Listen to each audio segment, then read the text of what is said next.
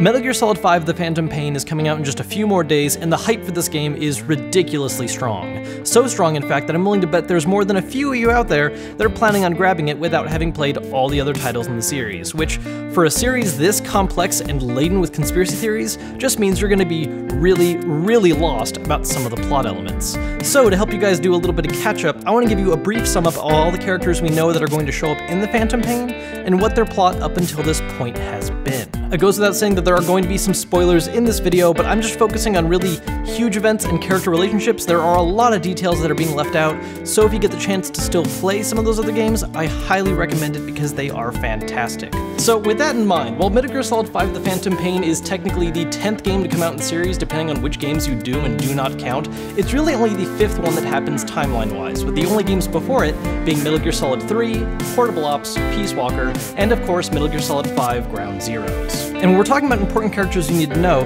we of course have to start with this guy right here, Big Boss, also known as Venom Snake, Punch Snake, and the slightly misleading title Naked Snake. Thing is, when you're talking about Big Boss's history, you really need to talk about two other characters and how it basically forms the major plotline of the whole series. And those characters are the Boss and Zero.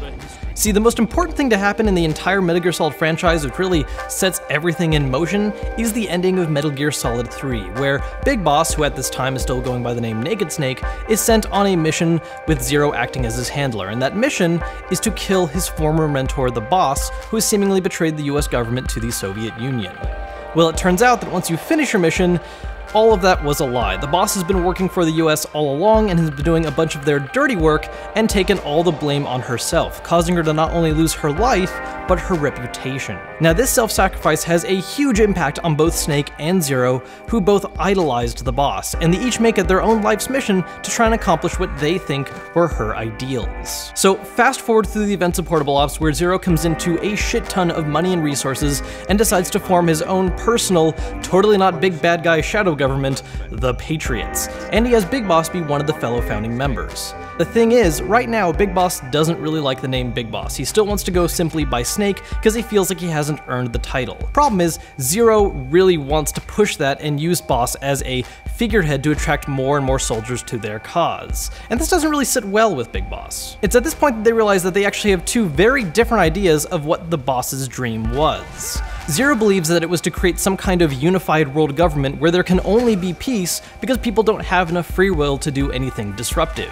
Snake, on the other hand, thinks that she wanted to have a soldier's paradise, a world where soldiers were empowered individuals that were fighting for causes they actually believed in, rather than being the pawns of different world governments. Well, seeing as how these two ideas clashed very heavily, Boss ends up leaving the Patriots and forms his own organization called the MSF, the first private military group that doesn't owe its allegiance to any world government. Now, this idea doesn't really sit well with Zero, who for the time being changes the name of the Patriots to Cypher, and like an enraged and psychotic X, he makes this really convoluted, complex scheme where he's trying to get Snake to come back to the Patriots, and that's what ends up being the story of Metal Gear Solid Peace Walker. Now, this plan doesn't really pan out in Zero's favor, and the rift between them gets even bigger, and this is what leads to the prequel to The Phantom Pain: Ground Zeroes, where Snake goes on a mission to rescue some of his former allies from a Cypher prison camp. The thing is, it's all part of, once again, a ridiculously complex scheme set up by Zero, or possibly one of his subordinates, Skullface, except this time it actually works,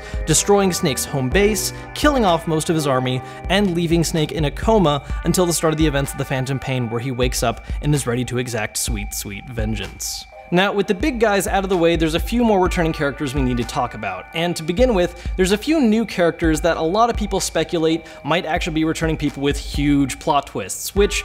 I'm gonna leave conspiracy theories to other people. I just want to focus on the characters that we know for sure are returning, which are Ocelot, Koz Miller, Paz, and Huey Emmerich. Now, Ocelot has by far the most complicated storyline out of anyone in the Metal Gear Solid franchise because he's present in all the numbered Metal Gear Solid games, and during each of those, his main role is to be that of a triple agent where you never really know who the hell he's working for until the last possible second. And this is exactly what happens during Metal Gear Solid 3, where initially they are rivals, but by the end of the game, Ocelot has gained a great deal of respect for Big Boss. And in fact, he was one of the other founding members of the Patriots, and it was his idea to have Zero invite Big Boss to form them in the first place. place. Now, given his history of working for basically every single faction in the Metal Gear Solid universe, his goals in the Phantom Pain aren't exactly clear yet, but given the fact that he looks really buddy-buddy with Snake in a lot of the trailers, this might be the storyline where we find out how they became such close friends. Or it's all once again part of one of Ocelot's ridiculous triple agent plays, which it is, you just won't know until you actually play the Phantom Pain.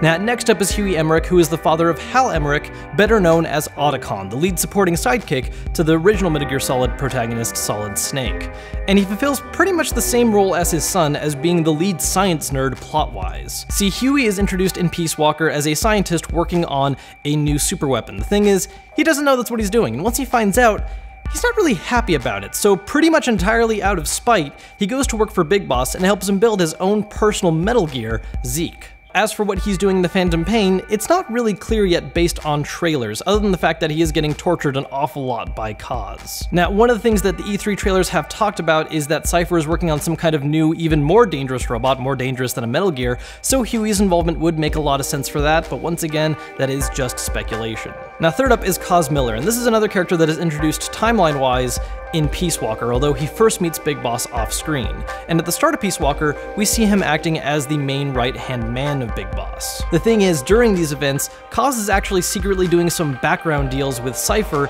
in order to try and help expand the MSF faster. This doesn't really go in his favor, and he ends up regretting these actions greatly, especially considering the fact that they do eventually indirectly lead to the MSF being blown up in Ground Zeroes, and then we see Koz in trailers for Phantom Pain being a much angrier and much more bloodthirsty character, torturing basically every other major supporting character we've seen so far. Now, last but not least is Paz, another character introduced in Peace Walker who fulfills a very similar role to Ocelot, where she's working for pretty much every side. Eventually, though, you find out that she is working for Cypher, and she's the lead agent and trying to get Big Boss to come back to the Patriots. Problem is, she has failed Spying 101 and has done the biggest mistake anyone can make when infiltrating another organization, and that's sympathizing with the enemy. She ends up really wanting to work for the MSF instead of Cypher, but still tries to complete her mission, which doesn't really go well, and ends with her being jettisoned into the ocean, and you not really being sure if she's dead or alive. It's only during the Ground Zeroes that we discover that she is in fact living, and is now being held at a Cypher prison camp, which is Snake's mission to go and retrieve and rescue her. Problem is, like I said earlier, this is all part of another one of Zero's schemes, one that works, and includes Paz having a bomb put inside of her, which explodes, causing the helicopter crash that puts Snake in a coma. The weird thing is, despite coming down with a really bad case of exploding, Paz still shows up in trailers for the Phantom Pain, and in fact she looks like she hasn't even aged a single day, which might mean that we're seeing a cloning plot element come up, which would make a lot of sense because cloning is a huge part of the Metal Gear Solid mythos, especially considering the fact that the main protagonist of the original game, Solid Snake, is one of 3 clones of Big Boss. Now, these are the characters that we know are returning from games earlier in the timeline. There are a couple characters, however, that look like they might be child versions of people that show up later on in the series. First off is a young boy wearing a gas mask with psychic powers, which is very, very reminiscent of one of the main villains of Metal Gear Solid, Psycho Mantis. The other is a young boy named Eli that looks suspiciously a lot like a younger version of Big Boss, and in fact during the E3 2015 trailer, it is very heavily hinted that he's in fact one of the clones of Big Boss, most likely Liquid Snake, the main antagonist from Metal Gear Solid.